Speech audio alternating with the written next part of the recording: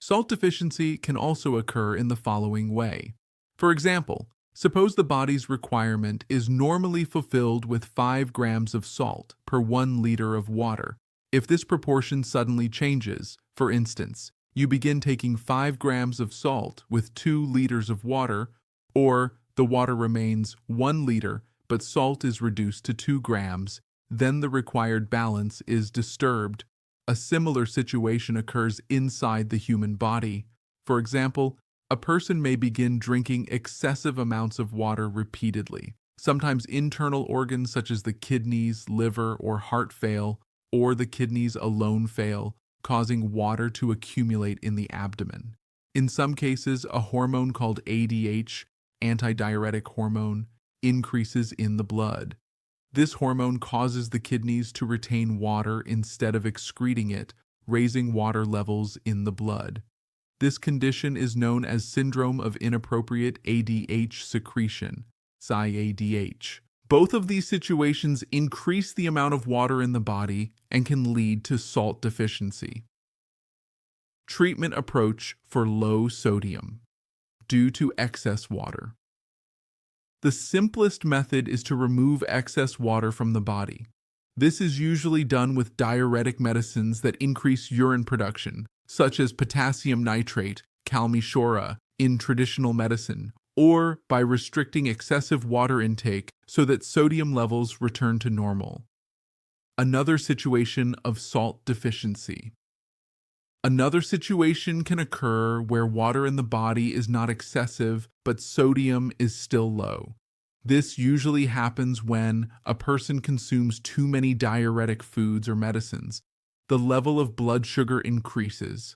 Proteins or lipids, fats in the blood become elevated. Certain medicines cause these changes. Sometimes traditional physicians prescribe very strong or heavy medicines, mughalizat, as a last resort, which may also disturb salt balance. Therefore, to maintain proper sodium levels, it is important to maintain a balanced diet, avoid medicines that increase fats excessively, avoid medicines or foods that cause excessive urination. Remember that when sodium levels in the body fall below 115, 110 mql, the brain will almost certainly be affected. Symptoms of excess salt, hypernatremia. Now let us discuss what happens when salt levels increase in the body.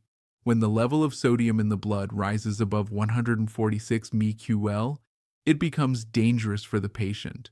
The following symptoms may appear: anxiety and restlessness, trembling of hands and feet, stiffness in arms and legs, unsteady walking, salty taste in the mouth, confusion and lack of awareness of surroundings, loss of consciousness, seizures similar to epilepsy.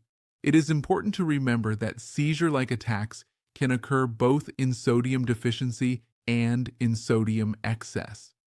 Causes of excess salt. One of the main causes is lack of water in the body, followed by an increase in salt concentration. This can occur when a person drinks very little water. The body does not feel thirst. Old age or weakness prevents adequate water intake. Certain foods, medicines, or drinks increase salt levels.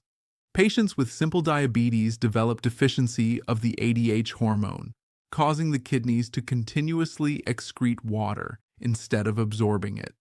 This results in increased salt concentration in the body. Treatment principle.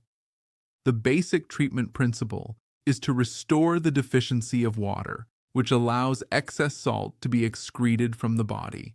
However, remember that removing salt from the body too quickly can also be harmful, as it may affect the nervous system. The discussion will continue in the next part.